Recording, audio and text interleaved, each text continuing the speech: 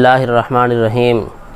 हज़रत अनस बिन मालिक रज़ी अल्लाह तआला अन्हु फरमाते हैं, रसूलुल्लाह सल्लल्लाहु अलैहि वसल्लम ने इरशाद फरमाया कि आप सल्लल्लाहु अलैहि वसल्लम के ज़माने में एक औरत थी।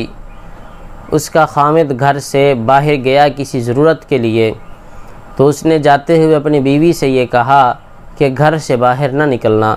अब ये औरत ऊपर के हिस्से में रहती है, इसका वालिद निचले हिस्से में रहता है। ये ऊपर वाली मंजिल में रहती है, इसका बाप इसके नीचे वाली मंजिल में रहता है। इसका बाप इतना बीमार हो गया कि चलने फिरने की ताकत और हिम्मत न रही। लोग दूर दूर से इयादत के लिए आ रहे हैं। इस औरत की तरफ पैगाम भेजा गया। इसने कहा, मुझे तो मेरे खामिद ने मना किया है, इसलिए मैं नहीं निकलूँगी। रसूलुल्लाह सल्लल्लाहु अलैहि वसल्लम की तरफ बिलाखिर इस औरत ने पैगाम भेजा कि या रसूलल्लाह, लोग बातें कर रहे हैं, लोग मुख्तलिफ़ ताने दे रहे हैं और मेरी हालत ये है कि मेरे खामिद ने मुझे मना किया है, मैं घर से बाहर नहीं निकल सकती और इधर मेरा बाप बीमार पड़ा है और आखिरी अय्याम में पहुंच गया। तो आका करीम सल्लल्लाहु अलैहि वसल्लम ने बड़ा प्यारा जुमला इरशाद फरमाया, जो आज की माँओं, बहनों और बेटियों के लिए एक सबक है। फरमाया कि अपने खामिद की बात का मानो और अपने बाप की इयादत के लिए भी ना जाओ, अपने घर से बाहर ना निकलो, क्योंकि खामिद ने तुम्हें घर से बाहर निकलने की इजाज़त नहीं दी। 2-4 दिन और गुजर गए, हत्ता कि इस औरत के बाप का इंतकाल हो गया।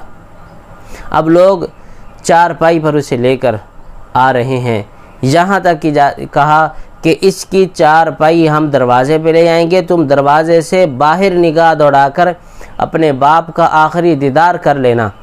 रसूलुल्लाह सल्लल्लाहु अलैहि वसल्लम से पूछा गया। आका करीम सल्लल्लाहु अलैहि वसल्लम ने फरमाया, नहीं, खामिद की इजाज़त नहीं है तो ये औरत इस तरह भी नहीं कर सकती। मिलाकर मानने वाले लोग थे ना जी, मानने वाले लोग थे।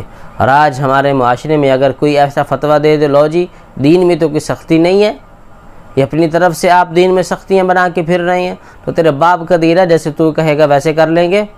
रसूलुल्लाह सल्लल्लाहु अलैहि वसल्लम ने एक हुदूद हमें बयान की हैं। रसूलुल्लाह से बड़ा शफीक कौन होगा? रसूलुल्लाह सल्लल्लाहु अलैहि वसल्लम से बड़ा मेहरबान इस उम्मत के लिए कौन होगा? अगर हम उलमा सही मसला बयान कर दे, नहीं जी नहीं, इसकी तरफ तो जाते नहीं है, ये तो सीधियाँ सुनाता है। खैर, रसूलुल्लाह सल्लल्लाहु अलैहि वसल्लम ने जब इस औरत को हुक्म दिया, वो औरत रुक गई, इसके बाप को दफना दिया गया। आका करीम सल्लल्लाहु अलैहि वसल्लम ने इस औरत को बशारत दी कि तुमने अपने खामिद की बात की लाज रखी है, अपने खामिद की बात मानी है। अपने खामिद की बात मानने की वजह से अल्लाह जल्ला जलालुहू ने तेरे बाप की बख्शिश और मग़फ़िरत फरमा दी है। तो बताएं, जिस औरत की फरमा बरदारी की वजह से उसके बाप की बख्शिश हो गई, तो इस औरत की बख्शिश ज़रूर होगी। इसलिए अपने खामिदों को इज़्ज़त दें।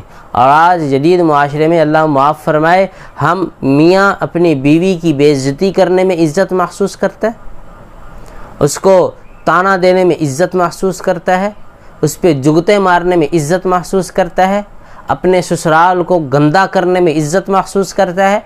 ये कहता है कि तुम्हारे ससुराल में के तुम्हारे माँ बाप के पास क्या है, तुम्हारा फला भाई इतना गंदा है, तुम्हारे महल्ले की गलियाँ ख़राब हैं, तुम्हारा घर छोटा सा है और बदबख्त है, तुझे पहले नज़र नहीं आता कि ये किस महल्ले से रहती है, उस महल्ला ख़राब है, तो इसकी औरत का क्या कसूर है? वो बेचारी एक जुमले पे अपना सब कुछ छोड़कर तेरे पास आ गई है। बहन भाई, रिश्तेदार, सहेलियाँ, कुंबा कबीला, खाना पीना, आराम, रैश, सुकून, सब कुछ छोड़ दिया और तू अब भी उसको ताने दे रहा है। और दूसरी तरफ देखें तो औरतें अपने खामिद को बुरा भला कहने से बाज नहीं आती, उन पर जुगते मारेंगी, उनके ख़िलाफ़ बातें करेंगी और उनके मुंह पर बेइज्जती करेंगी। यकीन जानिए, ये दीन इस्लाम इसकी इजाज़त नहीं देता। यहाँ तक कि इस हदीस में जो आपने सुना, कितनी बड़ी बात है, कितनी बड़ी बात है कि अगर बाप का इंतकाल हो गया, बाप से बड़ा कोई सरमाया नहीं होता, लेकिन जब शादी हो गई, अब उसके बाद बाप का हक़ दूसरे नंबर पे आ गया, खामिद का हक़ पहले नंबर पे है। अल्लाह जल्ला जलालुहू हमारी बहन बेटियों को यह हदीस और इस दीन के इस हिस्से को समझने की तौफीक नसीब फरमाए।